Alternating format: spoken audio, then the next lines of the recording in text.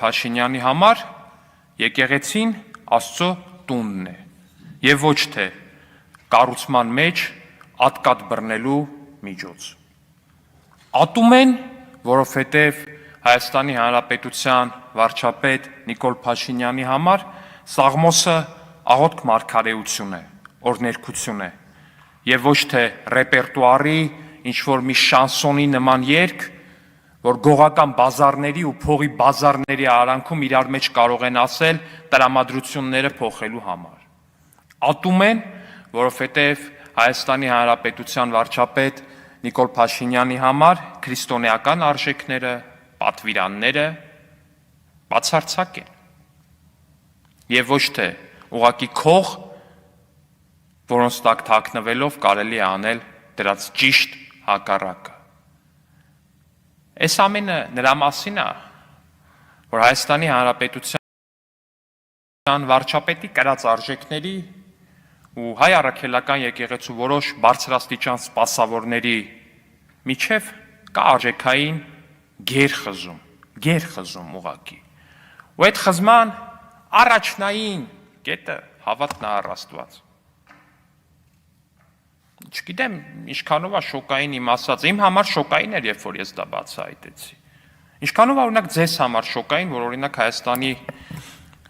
հայ առաքելական եկեղեցու կաթողիկոս Գարեգին Բեն փայլուն հարաբերություններ է ունեցել Ռոբերտ Քոչարյանի հետ, ով շատ պնդումների համաձայն աթեիստ էր։ Փայլուն հարաբերություններ։ Գարեգին Բեն, ով իդեպ օծվել էր կամ ձեռնադրվել էր հոկտեմբերի 27-ին 1999 թվականի։ Փայլունագույն հարաբերություններ է ունեցել աթեիստ Ռոբերտ Քոչարյանի հետ։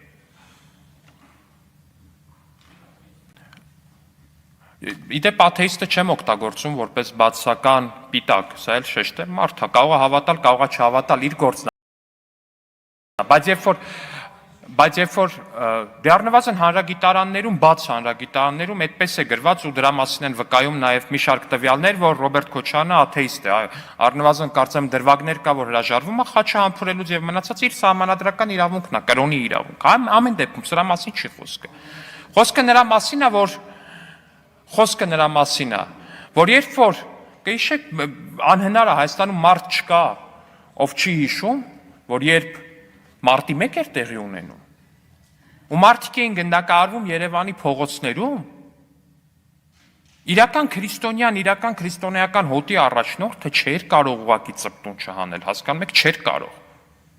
չէր կարող գոնե մի բան չանել, որպեսզի այդ ամեն ինչը կանխի։ Հիշում եք ինչ-որ մի ուղերձ, ինչ-որ մի դատապարտում։ 2 թե 3 օր առաջ էր, քանի օր առաջ էր, չեմ հիշում, ինչ-որ մի դրվագ էր եղել ցուցարարների հետ կապված, մի քիչ կոպիտ էին քաշել կամ նույնիսկ կոպիտ էլ չէին քաշել, մի քիչ քաշքշել էին։ Դատապարտում ենք բռնությունները։ Եվ մարտի 1-ը դատապարտեիք, պարոն Գարեգին Բ, ինչ չէիք դատապարտում։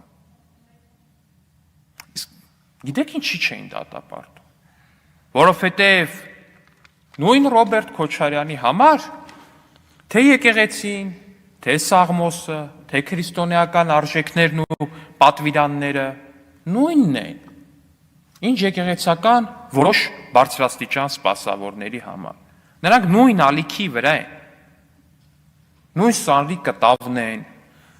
չգիտեմ, էլ ինչ նմանատիպ ասույթներ կա, բոլորը տվյալ դեպքում կիրառելի է։ Ու հենց սրանով է պայմանավորված, որ երեք տեղի ունեցավ այն ինչը պիտի տեղի չունենար,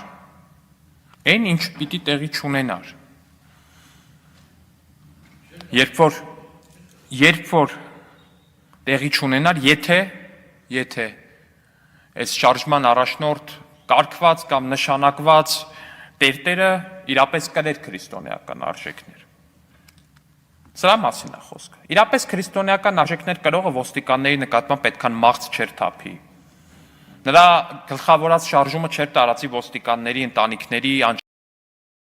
անչափահաս երեխաներով լուսանկարները, չէր հորդորի զանգել, հայհոյել նրանց, երեխաներին տերորի ենթարկել ու կամ նմանատիպ բաներ անել։ Չէր անի ուղղակի, որտեղ դա ընդհանրապես ոչ մի կապ չունի քրիստոնեական արժեքների հետ։ Քրիստոնեական արժեքների մասին էր 2018-ի հեղափոխությունը նաև։ Երբ որ խոսվում էր սիրո մասին, խոսվում էր ոստիկանների նկատմամբ սիրո մասին ու համերաշխության մասին, դրա մասին էր, դա էր։ Բայց այստեղ մենք գործ ունեինք մարդկանց հետ, ովքեր թքած ունեն ինչպես իրենց քրիստոնյա հոտի վրա, այնպես էլ նույնիսկ այն մարդկանց վրա, ովքեր թեկուս, ինչ որ գումարի դիմաց, բայց համաձայնվում են գալ ու իրենց կողքը կանգնել։ Նրանք այդ մարդկանց վերաբերվում են ընդամենը որպես անոթներ, որոնցից կարելի է քամել արյուն ու այդ արյունը փորձել քսել մեր ձեռքերին, որպեսզի մեզ նմանեցնեն ու նույնականացնեն իրենց հետ։ Հենց դա էր պատճառը, որ այդ արյունռուշտ սրիկաների ղեկավարած ցույցը հարձակվեց ոստիկանական պատի վրա։ Կադրերը համացանցում կան, բոլորը տեսել եք, թե ինչպես է սառեցված տերտերը փորձում այսպես դաշնակ Իշխան Սաղաթելյանի հետ նույն պահին կամ որոշ ինտերվալով հարձակվում ոստիկանների վրա, փորձում հրմշտել ու մեկ էլ անհետանում կադրից։ Ու այդ պահին ակնհայտորեն հրահանգավորված ցուցարարների մի խումբ, որոնց էլի ըստ բանի էլի, ըստ լոգիկայի, հաշվի առնելով են բոլոր գաղտնալսումները, որ մինչ այս հրապարակվել են, գումարի դիմաց բերել են այդտեղ, սկսում է կոտրել սալիկները, մայթի, քարերն է կոտրում, որպեսզի նետի ոստիկանների գլուխներին, ջարդում է ցանկապատերը, այդպիսով հարձակվելով ոստիկանների վրա ու փորձելով ստանալ մաքսիմալ շատ արյուն, որովհետև նրանց նպատակը երկու նպատակ է ունեցել, էլի նպատակ A եւ նպատակ B։ Նպատակ A-ն նոյեմբերի 9-ը, այսինքն ցուցարարներին կհաջողվեր ջարդել ոստիկանական պատը, գալ ազգային ժողով ու մահափորձ կամ գուցե եւ հենց սպանություններ իրականացնել Հայաստանի Հանրապետության բարձրագույն ղեկավարության նկատմամբ եւ պլան B-ն, որ եթե ցուցարարներին չհաջողվեր շրջանցել ու ջարդել ոստիկանական պատը, ապա հասնել նրան, որպեսզի ոստիկանները ինքնապաշտպանության դիմելով գնային այնպիսի գործողությունների, որոնց հետևանքով, որ կլիներ գոնե մեկ սակրալ զոհ։ Հենց դա էր պատճառը, որ երեք ցուցարարի ձեռքը վնասված, տեսել ենք ինչից, որ ինքը փորձում է վերցնել դժբախտաբար, ես անկեղծորեն ցավում եմ այդ մարդու համար, դժբախտաբար փորձում է վերցնել այդ գետնին ընկած ձայնային ռումբը ու ձեռքի մեջ պայթում, ակնհայտորեն երևում է, որ ձեռքը վրան է շատ վիրավոր է, երեկվանից այստեղ մեր գործընկերները են դիմադիր, որ միջև այդ մի չէին փայլել նրանք այստեղ գալով։ Ուղիղ 40 ժամ գոռում էին մարդու ձեռը կտրվել ընկել է։ Այդքան մարդու ձեռքը ոչ մի այդ պահին վիրավորվել էր, բայց իր վրա էր, հասկանում եք, կռում են այդ մարդու վրա, իրանք որտեվ երազում էին, որ այդ մարդու ձեռքը կտրվեր։